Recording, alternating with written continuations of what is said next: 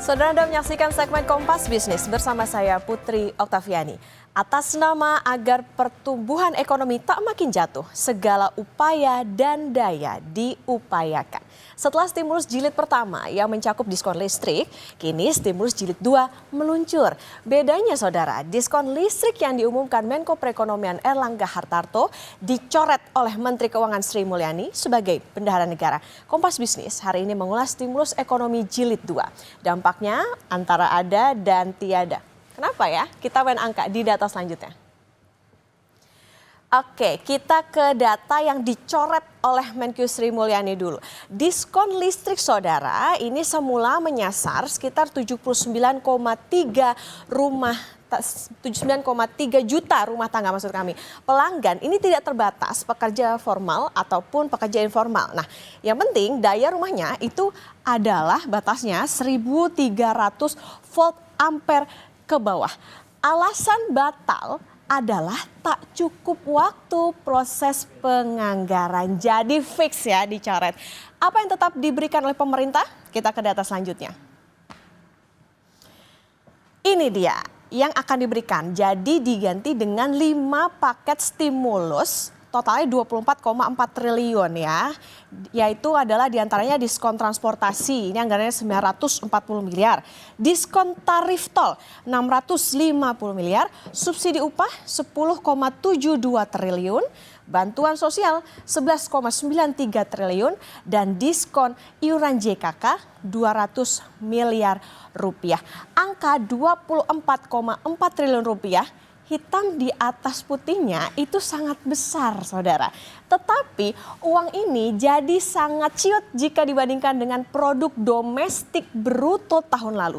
Yaitu 22 triliun. Dari perbandingan inilah muncul pertanyaan, stimulus ini sebetulnya ada tidak dampaknya untuk mengungkit ekonomi? Kompas Bisnis akan tanya ke ekonom nanti.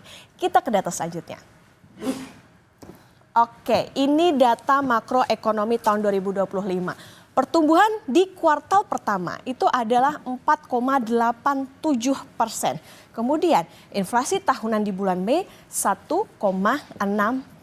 Sementara itu deflasi bulanan bulan Mei itu minus 0,37%.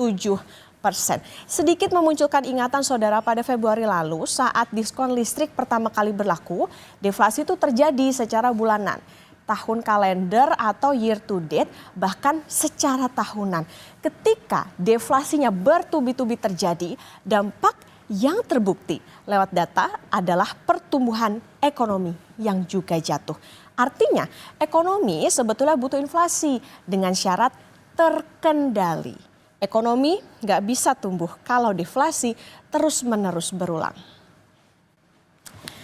Lantas bagaimana penjelasan Menteri Keuangan Sri Mulyani dan respons masyarakat? Berikut ini.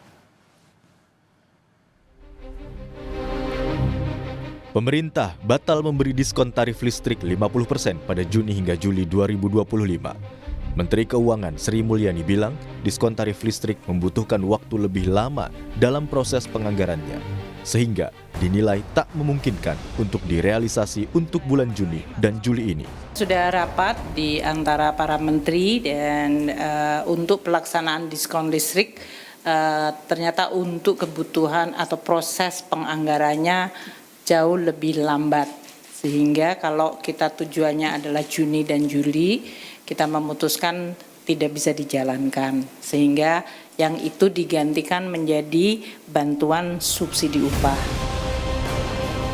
Masyarakat mengaku kecewa dengan pembatalan diskon tarif listrik. Sebab diskon tarif listrik yang pernah diberlakukan sebelumnya cukup dirasakan manfaatnya oleh masyarakat. Oh, bisa gitu ya Mbak ya. Saya sebagai masyarakat bawah merasa sangat kecewa Mbak kalau memang nanti subsidi listrik itu dialihkan.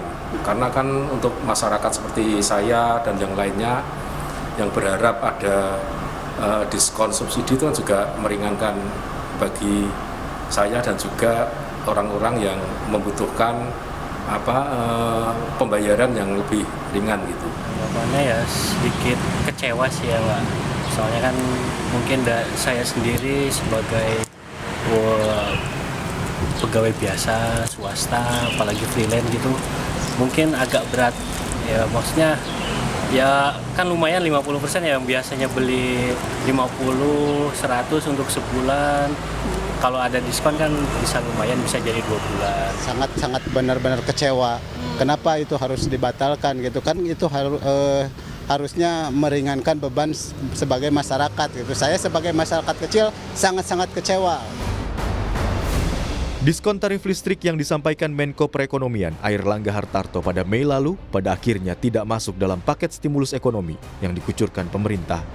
Pemerintah mengalihkan diskon tarif listrik menjadi bantuan subsidi upah yang telah masuk dalam paket stimulus di bulan Juni hingga Juli. Tim Liputan, Kompas TV. Butuh stimulus lebih agar daya beli mampu jadi faktor pendorong perekonomian. Setelah ini, saudara, kami akan tanya ke Direktur Kebijakan Publik Selyos Media Wahyudi Askar. Tetap bersama kami di Kompas Bisnis.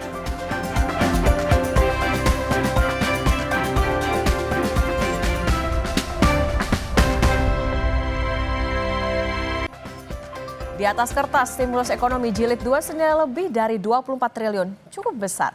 Tetapi bagaimana efektivitasnya ke produk domestik bruto yang tahun lalu saja nilainya lebih dari 22.000 triliun rupiah.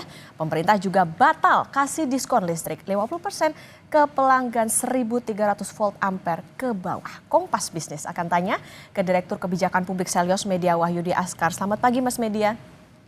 Selamat pagi Mbak Okta. Oke Mas Media, kita ke pembatalan diskon listrik terlebih dahulu. Jilid pertama, saat ada diskon listrik, Indonesia deflasi. Efeknya pertumbuhan ekonomi juga tersandung ke 4,84%. Apakah bisa disimpulkan Menkyu Sri Mulyani ini sengaja membatalkan diskon tarif listrik Juni-Juli untuk mencegah deflasi dan untuk mencegah makin tergambarnya kelesuan ekonomi dari data makro itu? Ya, pertama memang sangat disayangkan ya bahwa pemerintah membatalkan diskon listrik ini, padahal ini kan segmennya adalah rumah tangga kelas bawah dan rentan. Jadi ini cukup ironi karena di tengah ekonomi yang melambat, daya beli menurun, pemerintah mencabut insentif. Jadi tadi contoh konkret sudah disampaikan bahwa ketika keluarga tagihan listrik 200.000 kan lumayan bisa menghemat 100.000 misalnya. Dan itu bisa digunakan untuk membeli beras, transportasi sekolah anak, dan seterusnya. Soal apakah ini kemudian didorong untuk mencegah deflasi, memang kemungkinan itu ada, tetapi menurut saya tidak dominan. Karena inflasi saat ini itu masih rendah dan belum mengkhawatirkan juga sebagai deflasi.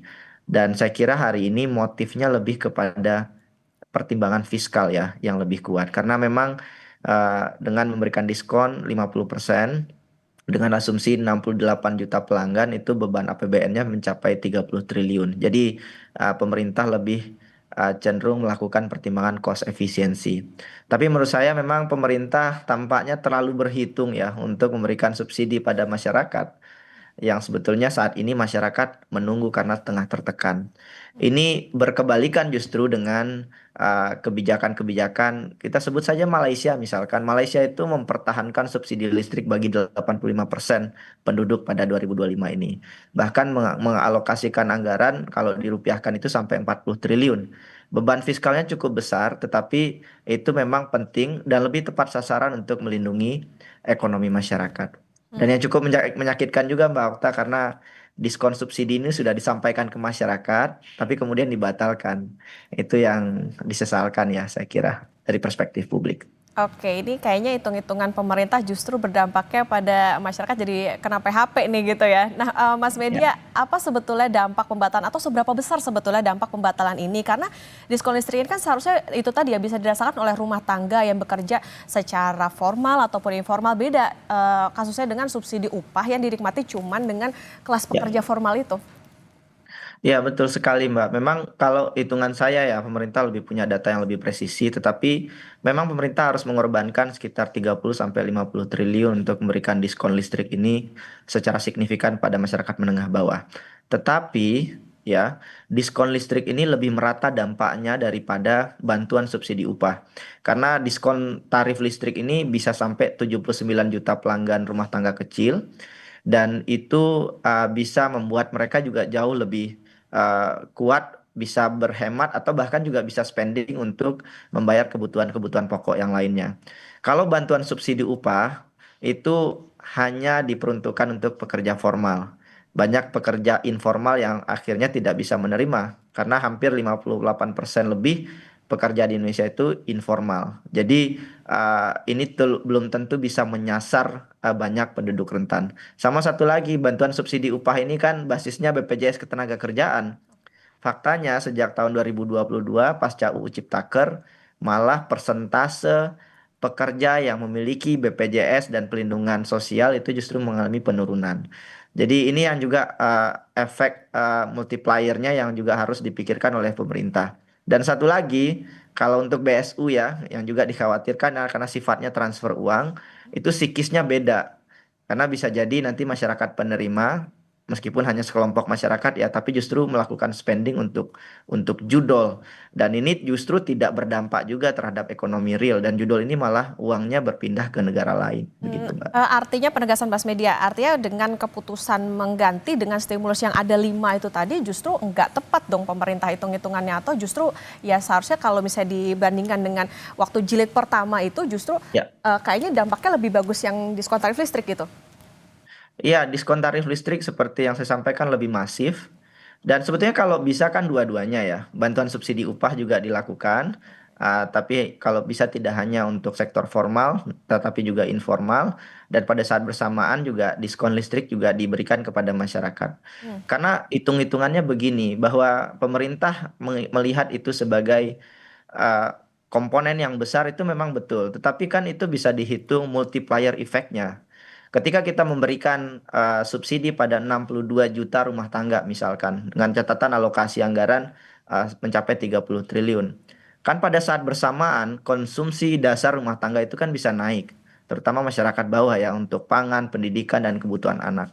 Dan kalau hitungan-hitungan saya dengan asumsi rumah tangga itu menyumbang 52% terhadap PDB nasional, multiplier efeknya bisa 1 sampai 2 kali. Dan diskon listrik ini jauh lebih efektif dibandingkan program-program yang lain, begitu Mbak.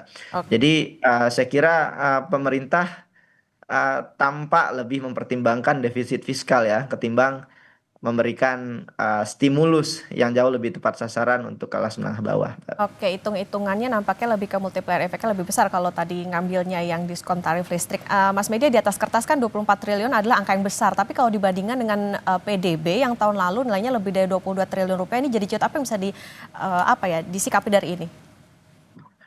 Ya memang hari ini pemerintah mengalami turbulensi penerimaan negara yang juga tidak cukup signifikan. Pada saat yang bersamaan efisiensi anggaran juga akhirnya mengorbankan banyak sektor-sektor strategis begitu. Dan yang cukup saya sayangkan adalah pemerintah berpikir cepat sekali untuk program-program ambisius seperti MBG, Kopdes, MBG begitu ya. Tapi untuk insentif yang betul-betul dirasakan masyarakat Indonesia sampai pemerintah sampai berpikir 200 kali gitu. Karena kalau dilihat dari besaran insentif yang 24 triliun ini jelas masih kecil. Bahkan kalau kita tarik lebih makro, persentase perlindungan sosial kita terhadap PDB itu juga masih sangat kecil sekali.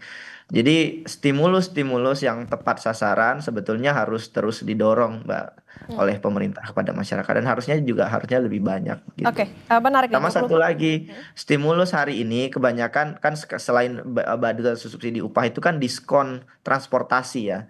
Dan sektor transportasi termasuk juga rekreasi, kontribusinya terhadap PDB juga kan tidak signifikan juga, tidak begitu besar dibandingkan investasi, ekspor dan lain-lain. Jadi ini lebih ke stimulus jangka pendek yang juga belum tentu berdampak pada perekonomian. Oke, Mas Kuartal. Media, menarik tadi 24 triliun ini nampaknya kayaknya masih kecil gitu kalau dibilangin untuk insentif. Artinya seberapa kuat daya dorong stimulus 24 triliun tadi kalau memang angkanya dianggap masih kecil ke ekonomi, karena targetnya 39 juta penerima manfaat, atau ini sebenarnya kayak jadi simbolik aja supaya konsumsi masyarakat nggak turun-turun amat? Iya, penduduk miskin kita itu hampir ya bersekitar 96 juta orang. Kalau mengikuti data BPJS Kesehatan berbasis penerima bantuan iuran. Artinya 39 juta orang yang disasar saat ini itu jelas masih kecil sekali gitu ya. Belum tentu bisa mengakselerasi pertumbuhan ekonomi secara signifikan. Memang saya sedikit melihat bahwa ini lebih kepada pesan simbolik untuk menjaga stabilitas psikologis dan kepercayaan masyarakat.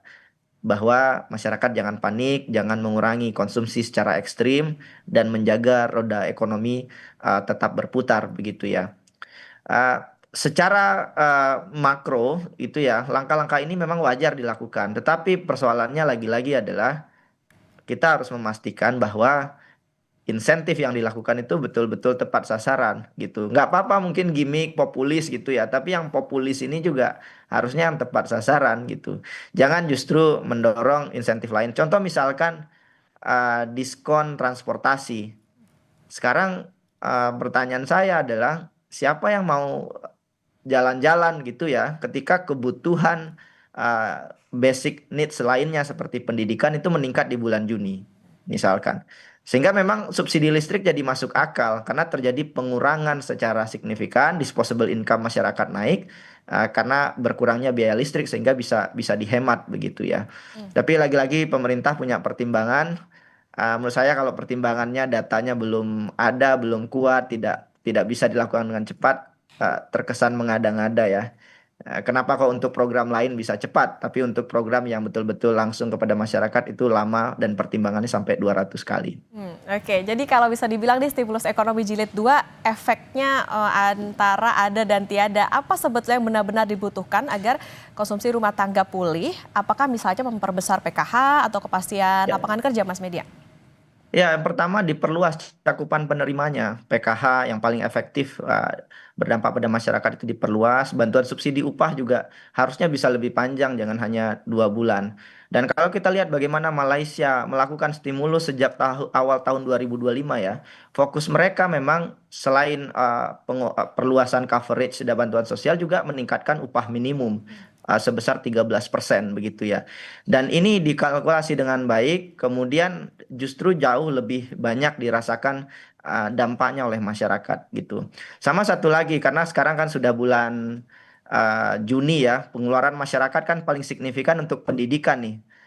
Beli seragam, meskipun SD gratis, SD negeri gratis, tapi masyarakat harus mengeluarkan uang untuk anak-anak mereka yang akan sekolah begitu ya. Dan ini nggak diintervensi oleh pemerintah penambahan biaya untuk pendidikan ini begitu Mbak. Jadi lagi-lagi kalau ditanya ke masyarakat, kalau masyarakat ingin memilih, apakah masyarakat ingin butuh lapangan kerja atau sekarang misalkan makan bergizi gratis untuk anak-anaknya, sebagian besar masyarakat itu menjawab lapangan kerja. Itu agar mereka bisa memberikan anaknya makan dengan layak begitu.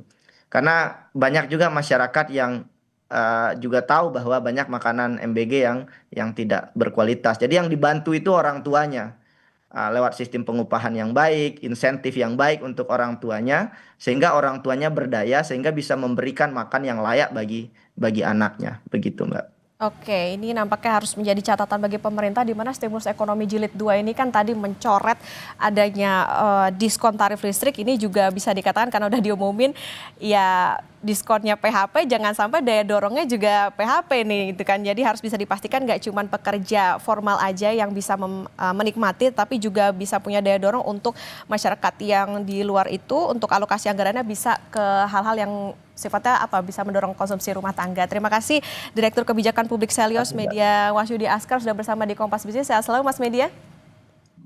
Sehat selalu Mbak.